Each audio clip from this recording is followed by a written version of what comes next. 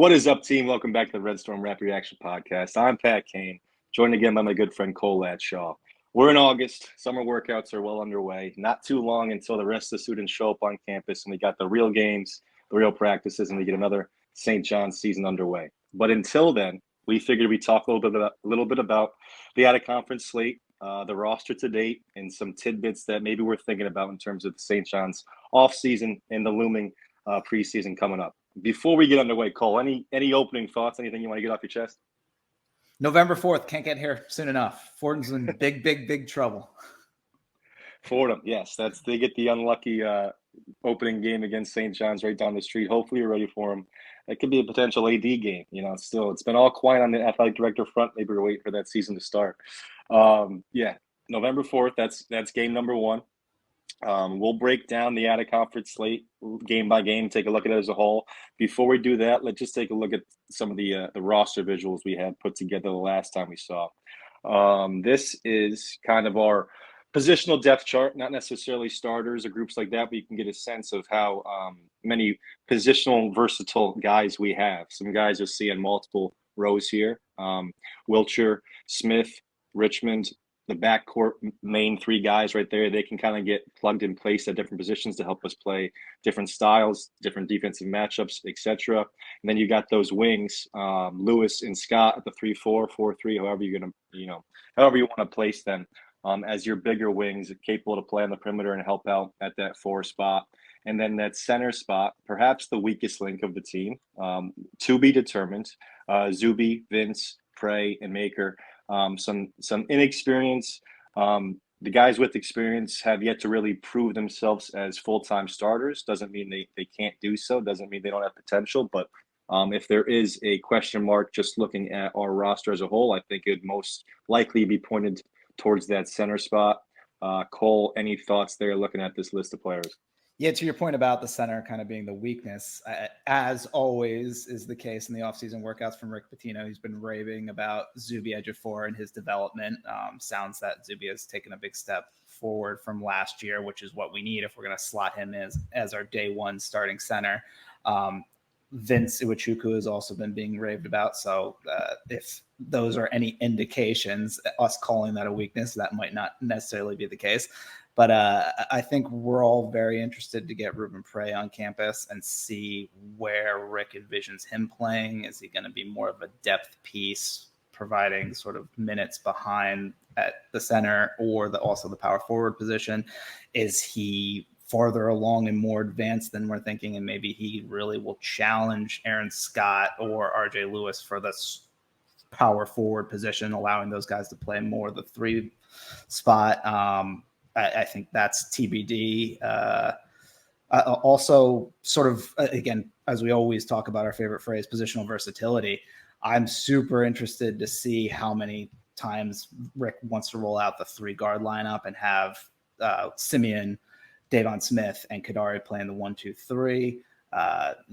How small can we go? I know you even floated around the possibility of Aaron Scott playing the 5 and super small ball lineups. I just think there's so much flexibility with this roster, and it's going to be super interesting. And we had mentioned in our last podcast, Brady has looked to really fill out. I think his dad had mentioned him growing an inch or two in the offseason.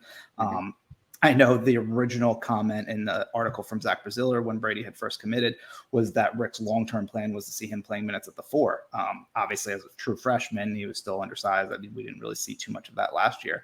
But if he continues to grow, if he can really be the shooter that we need with this roster, if he can provide minutes to sort of that stretch 4 role, it, again, just really opens up what Rick can do with this roster. So. Yeah, Cole, don't tempt me with a good time. You're talking about Aaron Scott at the 5, super small ball 5 group out Run there. And gun. Yeah, I'd like to see it. Obviously, I don't think it's sustainable for long stretches, but I mean, I'm interested in seeing what we can come up with the possible variations we have. You mentioned Brady getting stronger, putting on some muscle. I've always felt at the college level his best fit will be able to get big enough to play that stretch 4 spot. Kind of Steve Novak-y, maybe a little bit shorter, but that same type of game where you're able to spread the court out, pull their big away, and then still handle some of those defensive assignments and help out on the boards. Conversely, I'm not sure if he'll ever get quick enough to like go down to that 2. If you pencil him as a 3 right now, I think there's much more of a chance he'll bump up to that 4 than ever be able to play significantly at the 2 or guarding quicker 3s. But if he's a capable shooter and with that size, he's always going to have the potential to help out, and we'll see just how much he's able to do so, how much he's able to crack into the lineup this year. He's going to get his chances, so excited to see. Going back to that 5 spot, I just think it's good that we have 4 chances right there. You look at 4 different options; they all bring something a little bit different to the table. Like you said, none of them are surefire, but you got 4 arrows in your quiver, if you will, there. And I think a positive is those 2 guys in Vince and Zuby.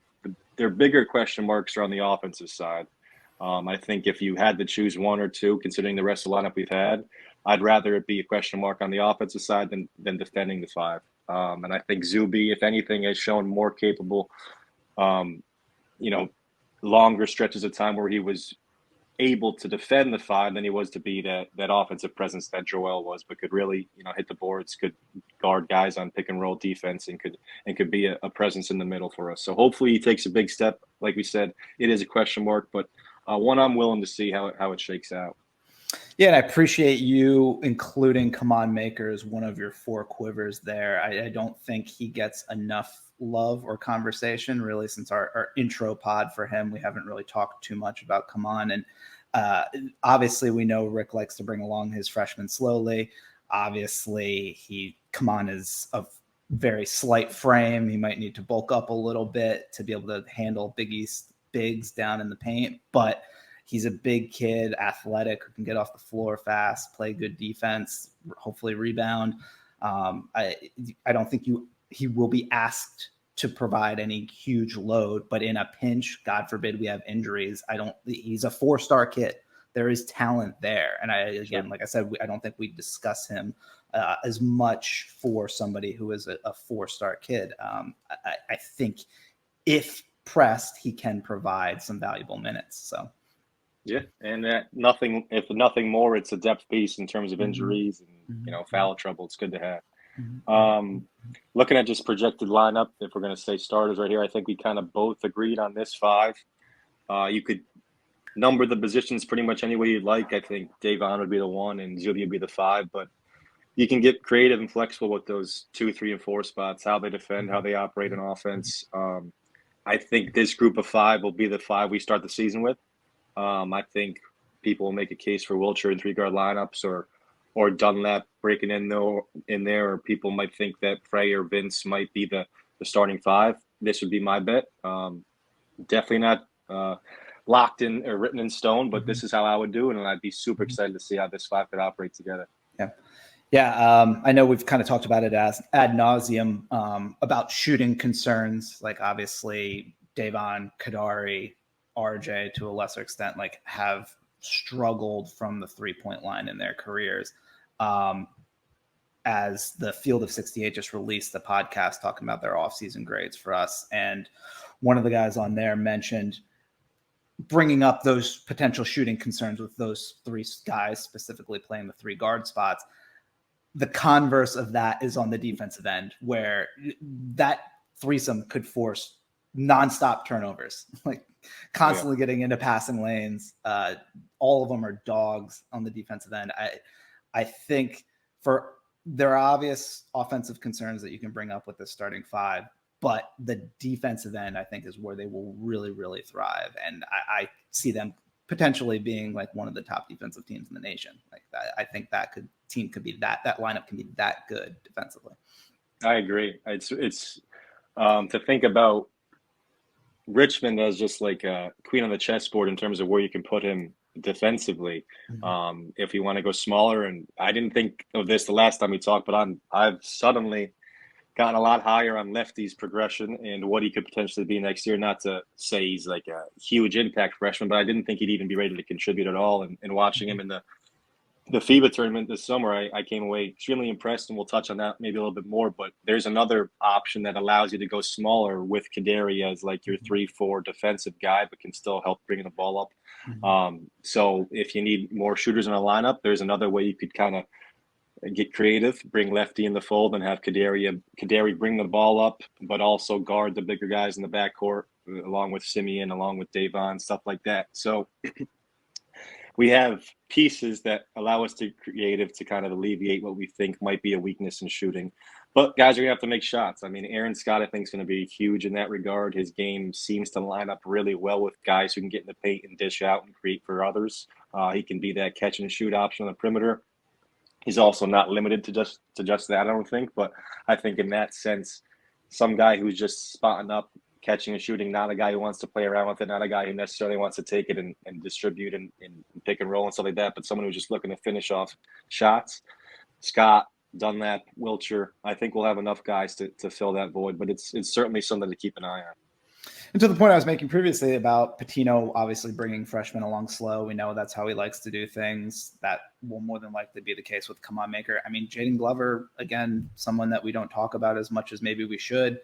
High-rated 4-star player who can really shoot. I mean, when we look at this roster and we question, do they have the requisite three-point shooting that's needed? Jaden Glover will be someone that can bring that in limited minutes coming off the bench. We've seen him since he's got on campus. Physically, he does not look like a 17, 18-year-old kid, true freshman stepping on campus. He looks bigger than that. Yeah. I know he was in a soft cast for some point during the offseason. I'm not sure where that's at right now, whether or not his hand's back to being healed. But I think that can be another person that really provides a shooting spark coming off the bench. So, yeah, it's a mistake by me not even mentioning Glover up to this point. I mean, I don't want to come off as too high on this freshman class. I love it as a group. Me and you have had some conversations recently about the freshman class. Even if none of these guys are 20-minute standout impact guys as freshmen, that doesn't take away from the fact that I think they can be really good players as sophomores, juniors, and seniors, and make an impact in some sense this freshman year. I think Glover is the best pro prospect we have on the team. Doesn't mean he's going to be one of the 8 best players on the team this year. I think he's fantastic as a future prospect. He can do so much offensively. He's got great size. Seems like a guy who's willing to put in the work too, doesn't expect to just come in here and have the spot given to him, which is great. And then there's other freshmen. We'll see with Prey and Lefty what they're able to do jump-wise to this physicality. But, I mean, Prey's been playing against pros for a few years. Lefty's developing maturity-wise. I've got a graphic here that kind of just shows how those two guys have done in some FIBA competitions. You can see Prey has, as a 17-year-old, was in the U20 European Championships, averaged 16-8. I can't say for certain how good that competition was, but as a 17-year-old playing against 20-year-olds overseas and putting up those numbers, that's impressive. This year in the U18 event, Lefty led his team in scoring and assists, 15 or 16 points, 4 assists, shot close to 40% from 3 on a lot of attempts.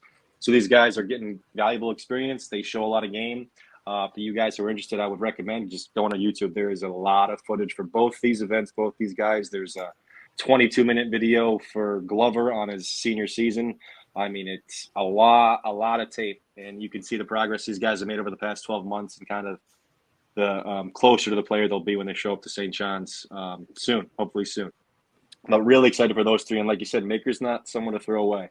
I think you could point to this class missing a surefire top 20 recruit who could come in and be part of the starting group, like Stephen Castle or something like that. Stephen Castle, whoever that guy was on UConn that we all hated. But I think if you're going to hold that against St. John's, then you got to hold it against the other 95% of the teams that aren't going to get a top 20 guy either. And I think this route is the route that the Creightons, the Xaviers, the Marquettes, Nova, when they're really running, is how they built up and stockpiled their talent. They got 3 or 4 top 75, top 100 guys. They were selected with the top 5 stars or the transfers they'll bring in. And I think if we follow this path, I love the path around roster-wise. Do I think we got to prove it this year on the court? I do, but I think roster-wise, we're in a good spot. You never give yourself enough credit. For anybody looking for like a really good breakdown on Lefty's, some game tape, go to Pat's Twitter account and go through the recent post that he put, the recent thread of breaking down a lot of Lefty's games. Because I thought that was very insightful. And for someone that, again, it is tough to dig into these international players' tape, but like you really went in there and provided some great intel on some of his game, which I thought was great. So Right. Well, there's a lot of highlight tapes for him, and I tried to find some stuff that didn't lead to made baskets or other things that you aren't going to see unless you actually watch the full game. And he was showing me a lot. Obviously, his frame will be his biggest question, but he's a legit 6'4", 6'5", with a lot of length, so he's not too diminutive. Is that the right word there? Vocab guys, help me out. He's not too neither of us are small. vocab guys. Well, We're yeah, both he's number not guys. too small where I think it's going to prevent him from having any type of impact, and he's going to fill out as he gets some New York street food in him. Let's go ahead and talk about the schedule now, the out of conference slate in particular.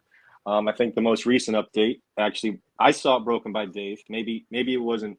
I'm going to give Dave the credit because he's who I saw break it. Dave broke that Baylor is our matchup in the Bahamas tournament. And is it Bahamas? Bahamas. Why am I saying Bahamas? Yeah, Bahamas tournament.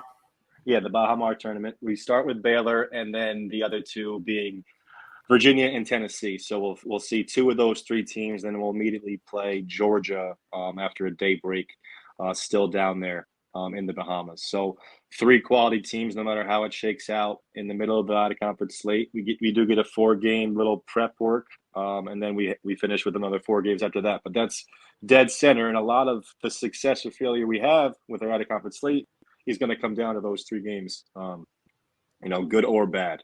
I love it. I think it's great. I think it's awesome. We get Baylor first, and we don't, that's a resume building game you want on your schedule in terms of getting your out of conference strength schedule up and a huge opportunity to pick off a top 5 team, make some noise. You guarantee you get a chance to at least have that opportunity. And then if you win it, and you're kind of playing with house money the next day, even though it would be a great opportunity to really, put yourself in the limelight, winning a tournament of that caliber early in the season. But getting one of those 2 is huge. And then that game against Georgia to kind of, make or break, whether it's a down or an up, I think winning that and going 2 for 3 is huge. Cole, you want to go game by game here, and you want to just kind of give your thoughts overall and then maybe make a prediction on what our record might be? Yeah, maybe just like some generic prediction thoughts. Like I was thinking, looking at the schedule as a whole, knowing that we have definitely getting Baylor in the Bahamar, and then the next game being either Tennessee or Virginia, depending on wins and losses. I kind of looked at the schedule of the whole and thought, in my opinion, you got to go one of 3 in those games against Baylor, Virginia / Tennessee, and then Kansas State, which I don't know if that's been announced yet, if that's at Carnesecca or at MSG. Hasn't been. Still nothing. So yeah, I think fingers crossed for Carnesecca. I don't even know Kansas State would hate that, but that would be such a better home court advantage for us, which I would like. That'd be fun. That'd be fun. You have to get down there for that one. But undefeated against purple teams in Carnesecca Arena, Cole. Pat the mush. We'll bring them in just for purple games. Yeah. So yeah, I think like if you can go one of 3 in those games, from everywhere I've seen, Baylor's been ranked about like 6th through 10th in that sort of range preseason rankings. Tennessee, I've seen like 11 through 14 in there, and I've seen Tennessee Kansas State anywhere from not ranked to about as high as like 18th. Right. So I think if you can get one of those 3, you've got like a real solid resume building win against a preseason highly thought of team. I think hypothetically talking, like if we say, okay, we got one of those 3, whether it was we beat Tennessee, we beat Virginia, we beat Kansas State, I think then you sort of have to handle business the rest of the way. You have to beat New Mexico. You have to beat Georgia as that last game in the Bahamas before come home. And then you just have to handle all these bye games, Fordham, Wagner, Harvard, I agree with that. 1 and 3. I'm sorry. I didn't mean to cut you off. No. I was just going to say some of this is maybe pessimism from how sort of everything happened with the Big East last year and only getting 3 teams in the tournament. So it's like I don't want to leave things to being, okay, we really now have to make some noise in the conference slate. But that's kind of how I look at this big picture for the out-of-conference schedule. Yeah, you want to build up that cushion, if you will, that resume as much as you can. Winning one of those 3, like, just saying that out loud, obviously people are going to be happy about that, but you got to take, like, these are top 10, 20 teams. Huge. They don't lose often. So they're looking at a game against St. John's as that we better win this game, like to win one of 3. I think you're right. wouldn't be the end of the world. You could still have a really good resume if you took care of business the rest of the way, but that leaves you with a thin margin of error. I mean, New Mexico at home, yes, we should be favored. You could lose that game. Kansas State at home, yes, we should, I think, be slight favored, or, we'll see. There's a lot of time in the season for them to get to that game. Injuries, people could struggle, whatnot. But that's a game, obviously, it's not a shoe-in to win. And then any of those other cupcakes, you have an off night, they sneak up in your home gym, and all of a sudden you're fighting with 2 minutes left to beat, Delaware, or who knows. And if you lose 2 of those 3 against the big boys, then that game could really, cripple your season. So Georgia's a high major team. I mean, Georgia's a high major team with high level SEC level recruits on their team. Like that's not a cakewalk by any stretch of the imagination. Absolutely. And it's a neutral court game, and you just came off potentially 2 tough losses in the Baja, so we'll see. I think you got it right there. If we win one of those 3 games and we only have 2 other losses, I would call it a successful non-conference schedule. I think if you come out of this non-conference slate with only 1 loss, no matter who it was against, if you just say, our 1 loss was against Baylor, great, and we swept the rest of it, I think that'd be phenomenal. Even if we, if our 1 loss was against Harvard and we swept all the major conference teams, that'd be phenomenal too. We're looking at a top 10 team going in the Big East play. I think it's a good slate. I overall, I think if you have this general combination of teams for your non-conference schedule, I think it's a good group of teams. I think season ticket holders are going to want at least 2 big Garden games. I think New Mexico is a Garden game. It's not a huge one, but I think with the family affair, I think it's got enough spice where it's a good one. In Kansas State, we don't know where it's going to be, like we said. So that'd be the only real critique I'd have if you're trying to cater to the fans, is making sure you get 2 big non-conference games at the Garden every year. But St. John's can't be beggars, or can't be choosers, I guess would be the term. But I'll say, if we're going to go game by game, my prediction would be go 4-0 to start the season. I got a feeling we're going to blow out Rick Jr. I think that will be a game where Rick Sr. really puts it to the kid and does not play around, and he'll have just a lot of excitement, and we'll just have from jump on them. I think that'll be a kind of a game that gets us going and feel really good about ourselves going in to the Bahamas. I'm not going to predict us beating Baylor. I think Baylor is going to be phenomenal. I think it's that Norchad-Omer matchup, unfortunately, is going to be a little too much for us, and that will hurt watching. But I do think we'll win the next 2 down there, either against Tennessee or Virginia, and then finishing up against Georgia. That would be, at that point, through 7 games, being 6-1, I think we'd be feeling really good about ourselves.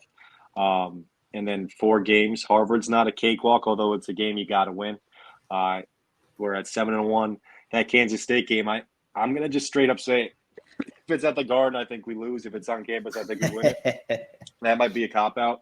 I'm not sure when they're going to come to a decision on that. I think that matters 5 or 6 points. And they've got a couple huge transfers that came in. They got Coleman Hawkins. They got the big guy, one of the big guys from Kentucky. I can't think of his name. Huge dude. Good guards. Tang's done a really good job in a short time there. So Kansas State's going to be ready. They might not be a preseason ranked team, but they're going to have a Sweet 16 caliber roster. So that's a asterisk there. I'm going to say we're finished off with 2 wins against Bryant and Delaware. So we're either looking at 9-2 or 10-1, depending on where they schedule that game against us. And either of those, honestly, a home game against Kansas State would hurt. But if we took care of business in the Big East, I don't think that's one that keeps us out. It's one you definitely want to have that in your pocket. But we lost to Hofstra and Boston College last year, and we had a terrible stretch in the Big East. If we didn't have that terrible stretch in the Big East, I'm not sure that the Hofstra and the Boston College game keep us out. You know what I mean? So does it not help you much going into the season losing that Kansas State game? Yeah, it hurts not having that shit, but I don't think it's something that completely keeps you out of the fold. Yeah, I'm pretty much right there with everything you just said. I think it's 4-0 heading to the Bahamas. Absolutely agree. Hopefully, I think to your point, handle Rick Jr. in our home court. I can't predict a Baylor win. seeing Norchad take it to us will be tough. Jeremy Roach and VJ Edgecombe, both who we were there at the end and chose Baylor instead of us. Like it'll be hard to see those three guys take it to us and beat us. But a huge test, like you said, easy top 10, top 5 team. So I mean, it'll be a great litmus test for the team. Then the next game, obviously, depending on what the other teams do in the first game, Tennessee will be a very high-ranked team preseason, so that's a tough matchup. I'm not sure really where Virginia's expected to finish in the ACC this team, but Tony Bennett's a tremendous coach. That would be a great matchup as well. Again, as we had mentioned previously, got to beat Georgia, in my opinion, to at least have some good feeling coming back home from the Bahamas. And then the Kansas State matchup looms as a huge game, whether it's at Carnesecca or whether it's at MSG. Again, as I mentioned, my statements of saying sort of how we had to handle all of our business, that's really based on being pessimistic on how the Big East handled everything played out last year with the number of teams getting into the tournament. And I think we'll see a big difference in out-of-conference performance this year from the conference. A lot of teams struggled out of conference last year. A lot of teams have changed how they're scheduling this year. A lot of more easier schedules from places like Seton Hall. So fingers crossed that everybody navigates their out-of-conference better than last year, and then we do reasonably well out of conference, and then we can just perform reasonably well in the Big East and be able to punch a ticket into the dance. But we'll see. It's an exciting time. Like I said, November 4th can't get here fast enough. I'm ready for it right now. It can't get here fast enough, and screw it. I'm going to say we're going to beat Kansas State. We're going 10-1. Either way, out of conference slate. Schedule that on campus. It seems like they would have scheduled it at the Garden by now if they knew they could. So I'm thinking it's going to be on campus, and we're going to take that one away. But yeah, good slate there. Excited for the season.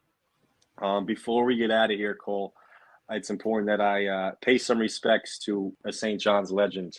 Early this summer, unfortunately, Paul Massell, who was the owner, founder of redfans.com, formerly redmen.com, a St. John's message board, unfortunately passed away.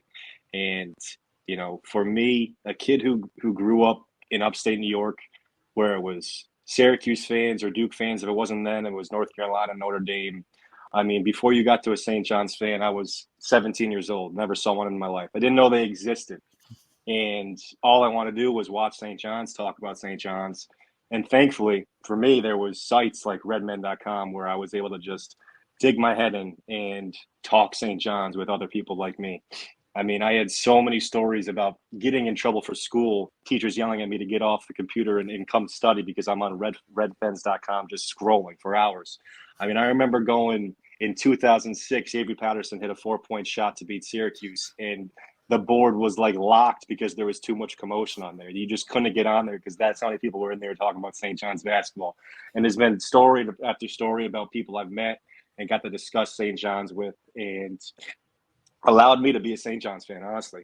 I don't know if I would have been able to stick with it if I wasn't able to share that passion with so many people who in my real life didn't exist, but because of what Paul did and because of others, Johnny Jungle with Dave and other sites, Big East boards before, but Red Fans was really the pinnacle and allowed me to share that fandom, to talk St. John's hoop. And it was the inspiration for me to start this podcast. I just wanted to talk St. John's. Unfortunately, Paul passed away. His family has been struggling with medical bills and funeral bills, and anything that the St. John's fan base, the Red Fans fan base could do to help out would be great. And some people who have really gone above and beyond setting some stuff up have set up some donation sites. I've got links posted here. I'll put them in the description. On the 14th, there's going to be a Zoom call-in toast where people can take place and kind of just give their thoughts or just tune in and share anything. If Paul meant anything to you, or if Red Fans was ever a part of your life. If not, no big deal. The family appreciates you just thinking about this and giving back. Cole, do you have any thoughts? Yeah, I mean, even not all of us that were posters, like myself, I was just a casual lurker, but I'm new to the Twitter world. I'm new to getting my information from SJUBB hashtag. Like, before that, all my information came from Red fans. I was glued in like during the Isaiah Briscoe recruitment and just refreshing nonstop, living and dying with Pultzman changing his avatar. Like that was how I got inside information for something that all of us, every one of our listeners, you, yourself, myself, that we're all so insanely passionate about something as dumb as St. John's basketball. All of our information, being able to talk to people that are like-minded, it all was Paul's idea, and really being like a founder and innovator of online conversation amongst St. John's people, and not only like online meetups. I mean, I've been to real world meetups. I've based on stuff that was posted on Redmen, I went and me and my brother met up with people out in LA when Steve Lavin and the crew played against UCLA out there. And we made a whole vacation around a meetup and meeting complete strangers. Mike Mayer and his wife like became like friends of mine, like because of a meetup that was posted on redmen.com. I think all of us owe a tip of the cap to Paul and a thank you for everything that he did. And awesome that his family is going to try to continue keeping the site going. Like, obviously he was so passionate about it that even in his last days, he wanted to make sure that there was somebody to take care of this going forward. So, I mean, just thanks so much to him, to his family. Something that we're all, it's a stupid thing like that we're all passionate about. And he's made such a difference for all of us. So. Incredibly well said. Yes, Cole. Obviously, if you've been a part of Red fans, you know Mike Mahar and the Pultzman avatar. Those are, you know, two things that are just huge parts of that St. John's fandom realm. And shout out to those guys. Mike's been doing, you know, great work in terms of getting this information out and sharing Paul's legacy. Thanks to those guys. And again, thank you, Paul. Thanks to the family. Let's just make a quick toast here to Paul. Paul, for all his fans, St. John's alike, thanks for doing what you did, bringing us together, and may you rest in peace. For Paul Massell, this is Pat Kane. That's Cole Atshaw. This has been the Red Storm Reaction Podcast. Peace.